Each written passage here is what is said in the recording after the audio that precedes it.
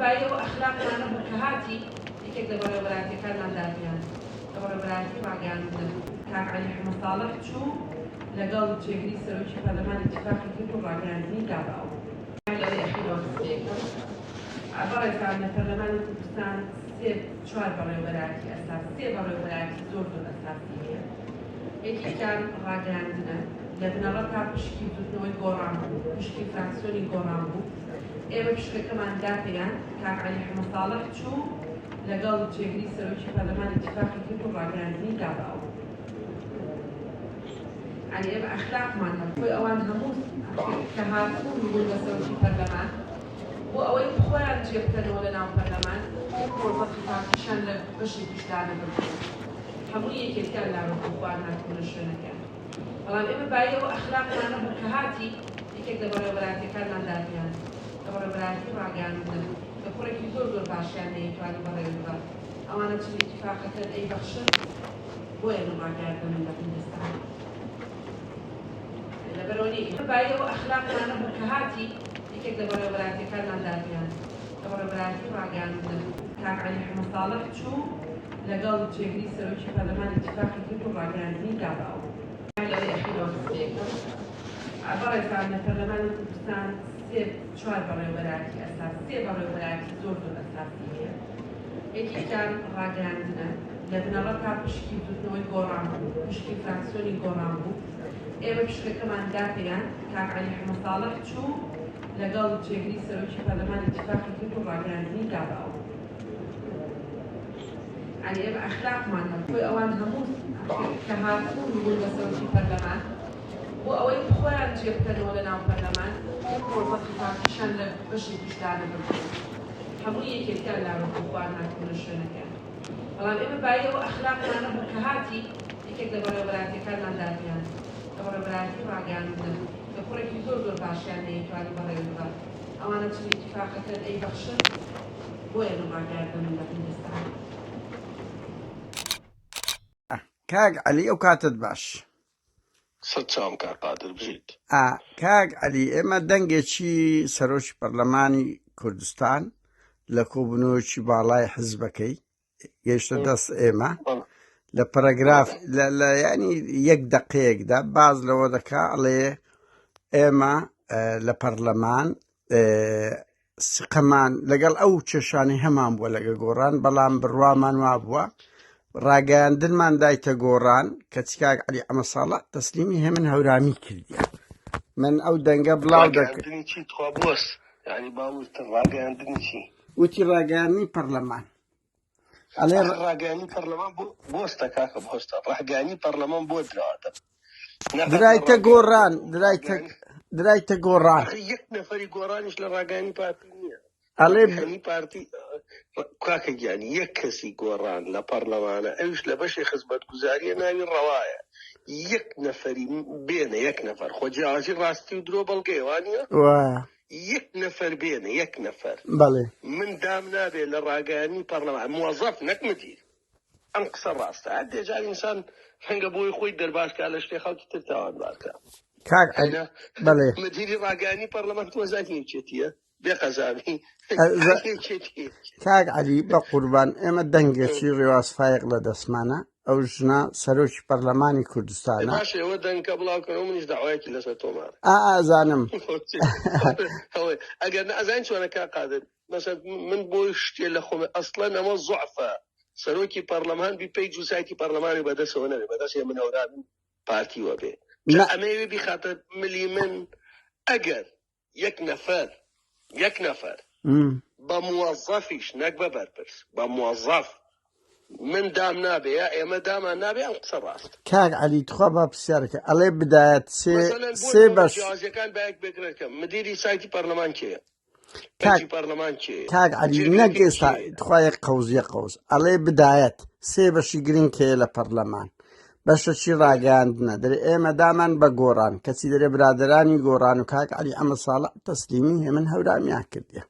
کاکە گیان گۆڕان یەک بەشی وەرگرتێ لە پەرلەمانە بەشی خزمەتگوزاریەکانە ناوی ڕەوایە بڕۆ بڵێ مدیری بەشی ڕاگەاندن کی ئەسڵەن من هەر لە یەکەمەوە دژ بووم گۆڕان ڕاگەاندنی پەرلەمان وەرگێ لەبەر دوو هۆکار وتومە گۆڕان ڕاگەاندن وەرگێ بۆ چیە بۆ ئەوەی هەواڵی یەکێتی پارتی بڵاوکاتەوە چ حکومەتێ لەمایە بەڵام وەرن بەشی خزمەت گوزاری وەرگرن ڕێگری لە گەندەڵی و دزین و پارە خواردن کرد ئەگەر یەک موظفی ئێمە لە پەرلەمان بوو ئەم قسەی تۆڕێواسە ئەو باز لە بدایەت دەکە بەرحاڵ منەوە پرسیارێکی ئەوە کاکە گیان نەک ئێستا ئەم 5 ساڵە باشە ئەگەر موظفێکی ئێمە برادەیەکی ئێمە لە بەشی ڕاگەاندنا بە پرسیارەتێکی هەبوو ئەم قسە ڕاستە یەک کوڕی گۆڕان هەیە لە بەشی خزمەت گوزاریە خزمەت گوزاری پەرلەمان ئەگەر بچووکترین گەندەڵی لەسەر دۆسیەکە پێ منەی دەبە بەحکە باشە کاک عەلی وەکو ئەخلاقی ڕۆژنامەگەریشتە کە دێتە دەستمان ئەبێ ڕێی هەردوو لاوەرە بگرین وانە توش ئازادی ئەمە دەنگکە بڵاو دەکەمەوە بە هەر حاڵ کاک عەلی مادام هەر لقاعەکە کرا بە هەندە پرسیاری کەش لێ بکەین کاک عەلی ئەتوو گلەیەکی زۆر لە ناو گۆڕان لێکرا کە ئەتوو دینەمۆی یان پاڵپشتی کەری سەرەکی بە بنەماڵەکردنی نەوشیروان مستەفا بووی لە ناو گۆڕان یان بڵێن هیچ هەڵوێستان نەبووە ئێوە گروپێک بوون تیمێک بوون ئەو کاتەی کە تیمەشکە هەبووە زدی بە بنەماڵەکردنی نەوشیروان کوڕەکانی نەوشیروان بوون ئێوە پاڵپشتیتان نەک نەکردوونە دژیشیان وەستاونە یعنی کۆمنتارت چیە لەسەرەوە لەکوێ مەسەلەن من دژی بووم و تارێکی من بێنە نووسینێکی من بێنە لەکوێ مەسەلەن چینکە من خۆبارم بە حەزبی بنەماڵە نییە آخر نەک بە قسە کاک عەلی اتخوای قەوز با پرسیارەکە بگات گەشتووە تۆ بڵێ لەما تۆ تەیدی بە بنەماڵەکردنی گۆڕان چه هەڵوێستە بوو کە لە دوای مردنی کوڕەکانی نەوشیروان کوڕی نەوشیروان هاتنە سەر حازرەکی مولک و ماڵی گۆڕانیاندا گیر کرد مەسەن گردەکە خۆ گردە مولکی باوکی نەوشیروان نییە وایانە ئەو گردە بە ناوی مولکی گشتیە ئێسش لە دیدی بنا مولکی گشت یعنی بەس کوڕەکانی نەوشیروان کەسەوە بووە بەڵێ دێکەس تویانە با بچێتە سەر گۆڕان باوەڕم نییە بچێتە سەر حیزب مەسەن دەباشانی ماڵی مامجەلال بێ یەکێتی بێ چی لە مۆزوع گۆڕێ مەسەلە سەری ڕەشی ماڵی بارزانی بێ پارتی بێ چی لە مۆزوع گۆڕێ شوێنەکەی نێچیروان بەرزانی نێچیروان بارزانی بێ پارتی بێ چی لە مۆزوع گۆڕێ دیدی من وا بووە پێشتیش ئەم گردە لە نەتیجا مولکی گشتیە وەک چۆن شوێنەکانی تر بەڵام بە چ فۆرمێکە من ئێستا لەگەڵوانی بیدەیتە حکومەتەزانی بۆ لەبەر یەکێتی ئیداری گشتی ئۆتۆماتیکەی کا بە شقە و ئەو سەوزایش لە سلێمانیان نامێت بەڵام ئەکرێ بکرێتە ناوەندێکی گەورەی سەقافی خەڵکی سوودمەند بێ ئەوانە ینی بەڵام لەکوێ مەسەلە من تەیدم کرد ئاخر بێت دەنجیش بوو بێ ناچار ئوستازگیان من ناچار مەسەن من و تۆ سیراعێکمان هەیە من و تۆ بەڵێ یعنی ناچار نیم بێم بکەومە دوای تۆ شتێ بکەم بەبێ ئەوەی دوو لەکوێ گەشتووە بە مووقفێ نقطە دەنگدانێکی ویستە بێ بۆ گۆڕان ببێ بە حەزبێکی فلان و فلان دەینیە منەوە بەس کاک عەلی دەزانین چیە ئەوە تەحولێک و گەورەترین شکستی پاتخوایە قەوس کاک عەلی با منیش وەڵامت دەمەوە بەڵێ دوو سێشت پێ بڵێم لەسەر دووشت هەیە دووشت زیاتر نییە کاکەم شوان بۆچی بوو یعنی خۆی مردووە من ئەخلاقیان دیفاعی نیەتی ئەو کاتە ئەخوێنمەوە کاکەم شوان ئەم گردەی وەرگرت پێش 2006 واتە پێش دروست بوو بەناوی کۆمپانیای وشەوە بوو کۆمپانیای وشە خاوەنەکەی کێ نەوشام سەفار فکری ئەوە بۆ بێ شوێنێکە بێت جوگرافیەکە هەبێ بۆمانەوە بۆ بەرگیکردن چی ئەوان مۆڵەتی کارگێکی چیمەنتۆی هەبوو من لە تەفاصیل ئاگادارم لەگەڵ یەک دوو کەسا محاولەی کرد تەواوی کا بکرێت لە 115 دواتر لەگەڵ کاکفاروق پڕێکەوت لە 115 بۆ کاکنەوەگوۆی بۆ کۆمپانیای وشەیە بۆ کاکنەوشوان یا بۆ ئەو موەسسە بێ بۆی ناچار نەبێ پارە نەموو لە وەرگێ خۆی گینا کاکنەوشوان بیویستە لێکێتیا 4 معمەلی چیمەنتۆیە کرد نەک لە 115 معمەلی ئاسنیە کرد وەکو خەڵکی تر سوپا و هێز و ئەم شتانەیە بوو قەناعەتی ئەوە بوو دوای ئەوەش کە مرد ئیتر خۆ وەکو میرات بۆ کوڕەکانی مایەوە بەزە تو بڕوات من لەگەڵ ئەمامی هەلەگەڵ کاک عەلی تخوا یەک نەوشیروان مستەفا بەر لەوەی بمرێ زۆر هەوڵیدا لەسەر کۆمەڵێک کەس بێتن حتا پێیان گوتی آخر ئەو مولکە ئەگەر ئێمە بمرین لۆچێ دەمێنێتەوە تیلۆنەوەکانمان دەمێنێتەوە ئەنی هیچ با بەواز بێنێ بەس نەوشیروان مستەفا باش دەزانێ وەکو من و تو کابرایەکە ڕەنگ بێچێک لەو کەسانە حرەکەیەکی لە دژی داگیرکردنی ملک و ماڵ لە بۆنەوەکان دروست کرد وایە نا کاکە من ئێسش دژی ئەوم ئەخە نەگەت و دژینەوە شیروان نەگەی ئاکەی ڕاستگۆ دەرنەچوو وایە نا بە چ ڕاستگۆ دەرچوو کاک عەلی بەوەی کە ئەو ملک و ماڵەی گشتیە تخوایە قەوس کاک عەلی ئاخرنا نا قادر تۆ پێت وابێ من دژی کاکەەوە شیروان قسەیەکەم لەبەر ڕازیکردنی دڵی تۆ قەت نایکرد نەمەی کە برا ئەتۆی دەردەبری مووقیفە لەسەر خۆت ئەوە مووقیفە لەسەر خۆت 3 ساڵە بێت و کەوتومەتۆ قەی ناکە بە 50 ساڵ هەڵسەنگانی بۆ کرێت دوو گردی ویستە بە بیست ئەوەندەی ئەوەی بۆ مڵک ئێستا ئەمە بازە شتێک دەکەین لەبەر دەستە بەڵگەیە هیچ ئەشهەدوو ئەم گردە ڕۆژێک هات بینی دینارێکی پێ پیاکرا کرا بە شوقە کرا بە بازرگانی بە ئاراستەیەکی چەوتا ڕۆی کە من ئێسش لەگەڵەوەم بەبێ مڵکی گشتی بێ هەزار پێندەی تۆ تند قسەی لەسەرە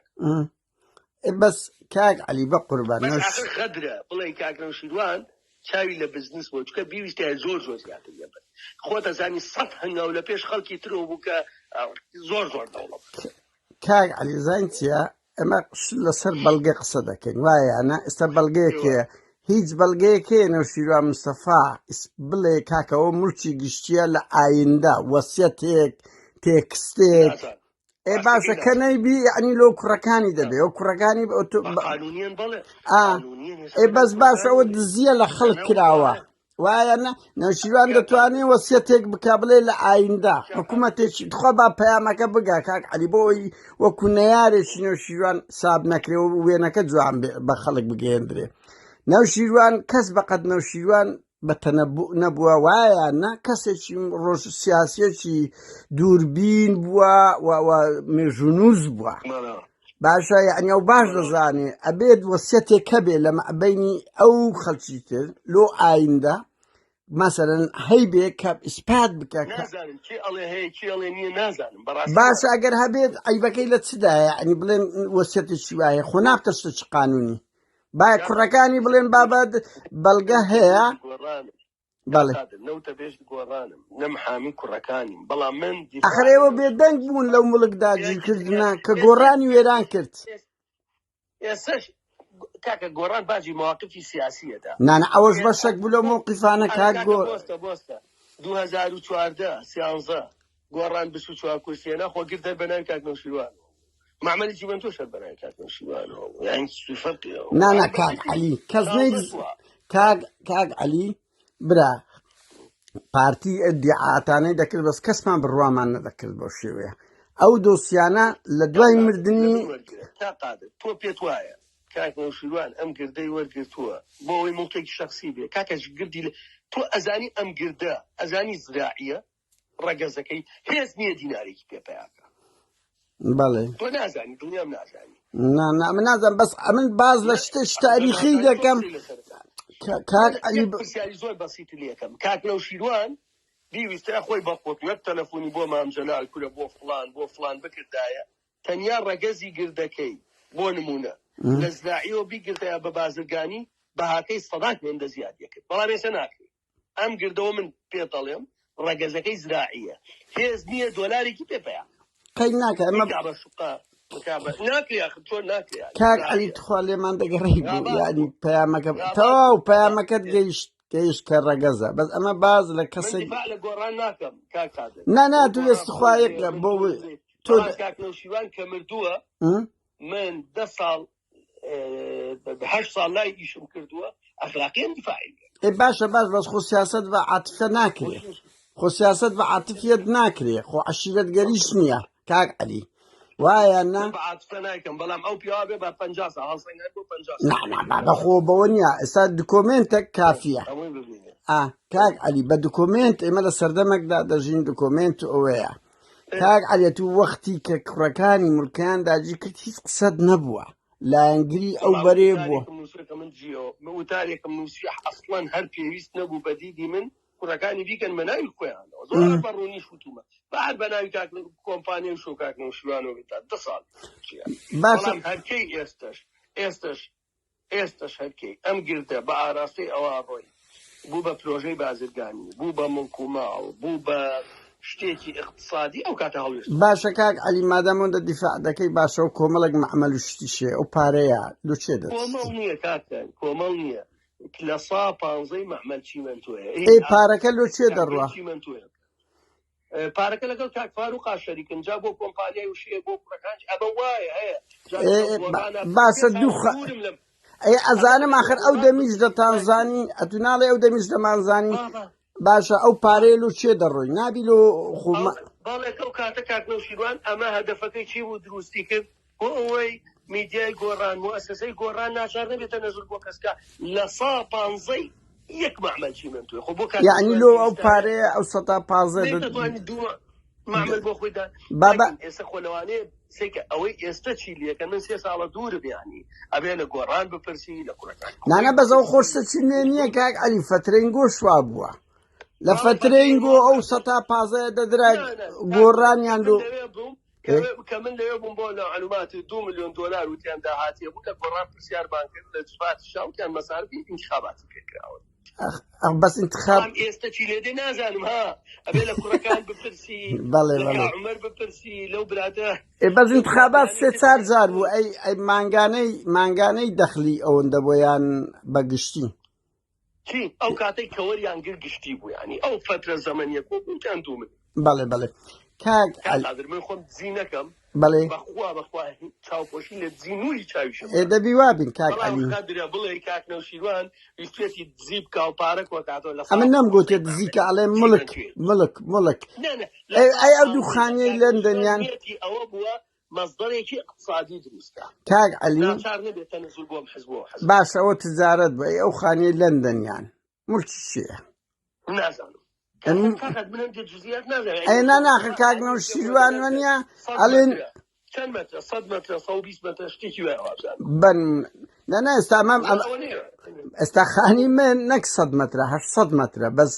لێرە ئێمە هەموو کورد پارە لە بانک قەردەکەی 100 هەتیمان پارە لە بانقە دیارە بەس مەسە ئەو مڵک و ماڵەی کاکنەوشیروان لە لەندەن هەیە ئەویش تۆسە کوڕەکانی باشە بارحاڵ کاک عەلی پرسیارەشکە لە قانونی سەرۆکایەتی هەرێم دیسان ڕەخنەی زۆر لێگیرە کە ئەتو پاڵپش بووی لەگەر پارتی هاوتەری بوون لە قانونی سەرۆکایەتی هەرێم بوو یان تیرۆر بوو ئەمەیە کا قادر سە مەسەلەن بۆ نمونەڵ ئەم عەلی یاسای تیرۆر گویان تەلەفۆنی من تەلەفۆن بۆ سۆرا عومەر کە بەڵێ من سۆران بەیەکەوە بەڵێ هەر دژی دەنگمانداوە دژی یاسای بەرەنگار بوونەوەی تیرۆر دژی دەنگمانداوە یعنی خۆ من ناکرێ هەموو ڕۆژە دانیشم 100 مبرر و 100 بیان و بێتمەوە هەر تەلەفۆن کە بۆ سۆران بەڵێ ڕقەمەکەی بۆ نێرم نانە دەرمەوە کتو بەڵێ خۆ سۆران خۆی دوای گوێ ڤیدۆشی هەیە سایتی پەرلەمان توان دەریکەن بەڵێ من و سۆران دژی دەنگمانداوە یعنی ئی سەرۆکایەتی هەرێم و ئەی کە فازڵ میرانی سپاسی گۆڕانی کرد کە گۆڕانیش بنامە یاسای باڵێ یاسای سەرۆکایەتی هەرێم من ئەندام پەرلەمان بوو بەڵێ اتفاقی هەبووە قەراری گۆڕانیش بوو بەڵێ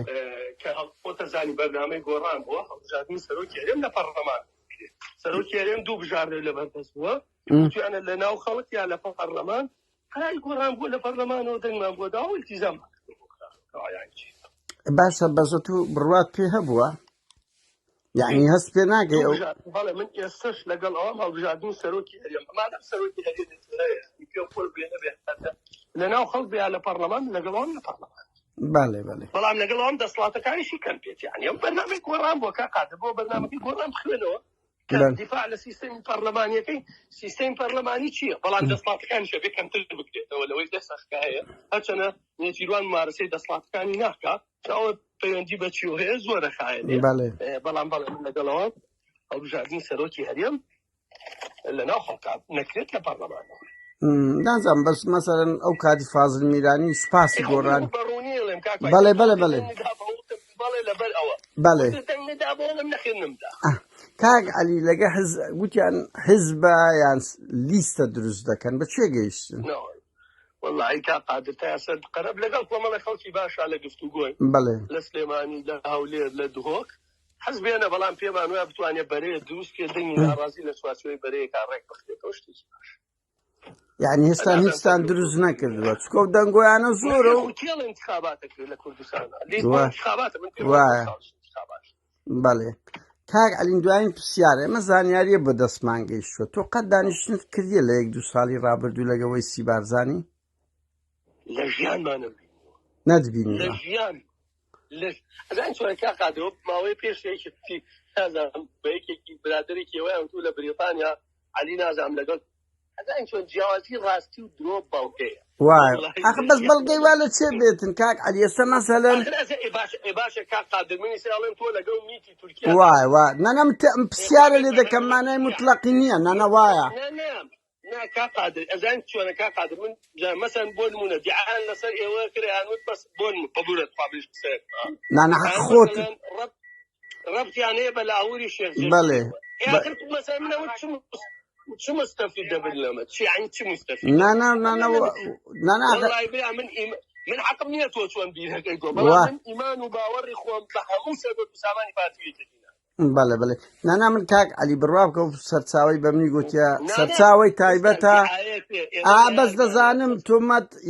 یەک لە حاڵەتەکانە ڕوبەڕی زۆر دەنگە ڕەخنەگرەکان دەکرێتەوە ئێمە گرینگە یعنی ئێستا تو دەڵێ ئەمن قەت نەمدیتیوە مانە ئەوە گرنگە من مەسەلەنەوە لە بە من یانگوت بێمنت بە لەو پرسیارەوە ئەوی بە منی گوتووە نانا هەر ئیشی ما ئەوەیە جوابی تەلەفۆنەکەم لێدا ئەوەیسا مەسەن تۆ ڕێواز تێدی عەلی داتی هەیە من دەڵێم لە ژیانمە هەوەرمان خۆی دەربازەکە بەوە